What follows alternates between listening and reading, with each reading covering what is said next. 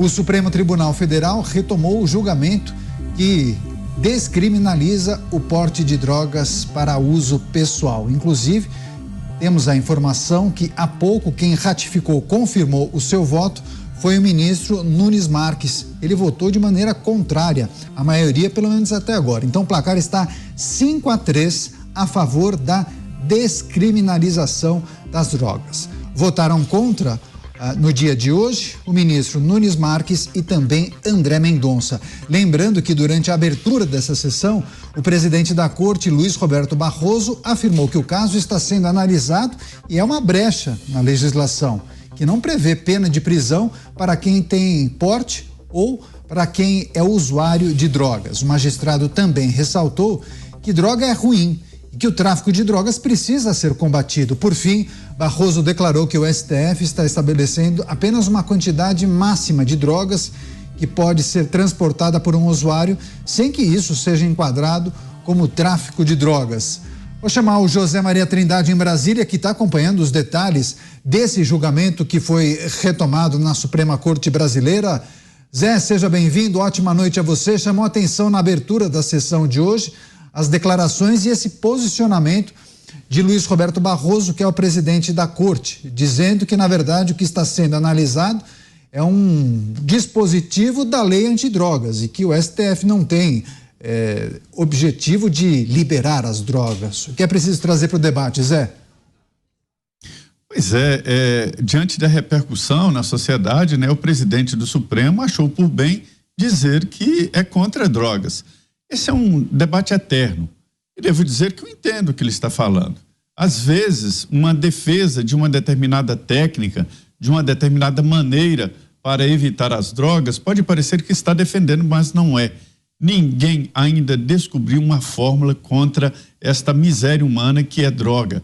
Nenhum país. Ainda não existe no mundo, e olha que eu tenho acompanhado debates, nenhum país no mundo descobriu a fórmula contra esta epidemia que está no mundo. Existem países que adotam maneiras muito fortes, pena de morte, prisão perpétua e assim por diante, para traficantes e penas pesadas para usuários também. E não há. Aqui no Brasil, o que todo mundo diz é o seguinte: a política atual falhou, porque existe uma epidemia de dependência química no Brasil e essa política atual de repressão, não repressão, não está dando certo. Isso é verdade. Mas aí, adotar uma política que vai dar mais errado ainda, que é a tal política de flexibilizar, a tal política de liberar, e isso já está pronto que não. Eu vi hoje várias associações que estão acompanhando, são associações de entidades filantrópicas que cuidam disso, mostrando claramente essa flexibilização do Supremo vai aumentar o consumo de drogas. O jogo de palavras aí é o seguinte: não está descriminalizando as drogas, mas está descriminalizando até aquela quantidade que o Supremo ainda tem que marcar qual é a quantidade. Não há quem possa mudar essa realidade. Então não é uma descriminalização geral, mas uma descriminalização até essa faixa. O ministro Barroso faz uma defesa ali porque repercutiu muito mal. O que tem que acontecer? O Supremo dizer o que é e o que não é tráfico. É assim, a justiça, ela é sempre discricionária, né? Não adianta, vai sempre sobrar brechas. O legislador não consegue fazer um texto que seja claro a ponto de ninguém judicializar. A judicialização virou moda. E não é só no Brasil, é no mundo inteiro. Tudo hoje vai para a justiça. Então sempre tem vácuos. São vácuos legis, nome bonito, né? Então, assim, essas lacunas na lei é que fazem a justiça agir. Mas a lei já é clara, o policial vai analisar a apreensão. O policial sabe quem é o traficante e quem é o usuário. Aí, depois do policial, existem outros filtros e instâncias que podem exatamente definir quem é traficante e quem é usuário. Em nenhum momento eu pensei que o Supremo estaria fazendo um papel de propagador, de incentivador do uso de drogas. Não é isso não. O debate é sobre a maneira como combater a droga. Muitos acham que a flexibilização poderia diminuir, mas não é verdade. Vários exemplos no mundo mostram que aumenta. Então, assim, a repressão tem que ser mais profunda. Eu me esqueci no início, diante da empolgação do tema, mas boa noite, Daniel, boa noite, colegas de bancada, e boa noite a você que está seguindo aqui os Pingos nos Is. José Maria Trindade sempre muito gentil e tem crédito, né, Zé Maria? Olha só, tem informação importante acerca desse julgamento. Dias Toffoli pediu mais tempo para analisar essa matéria, pediu vista. Então está adiada a decisão dessa matéria que a gente imaginava que o colegiado tomaria a decisão no dia de hoje. Essa sessão começou com um placar de 5-1. Votaram nesta quarta-feira André Mendonça e também Nunes Marques. Eles são contrários à tese da descriminalização do porte de maconha para uso pessoal. Então, placar até o momento 5-3 a favor da descriminalização. Dias Toffoli pede vistas e vamos aguardar quando será retomado esse julgamento que trata de uma questão muito sensível. Vamos chamar o Roberto Mota também com a gente. Mota, seja bem-vindo, uma ótima noite a você.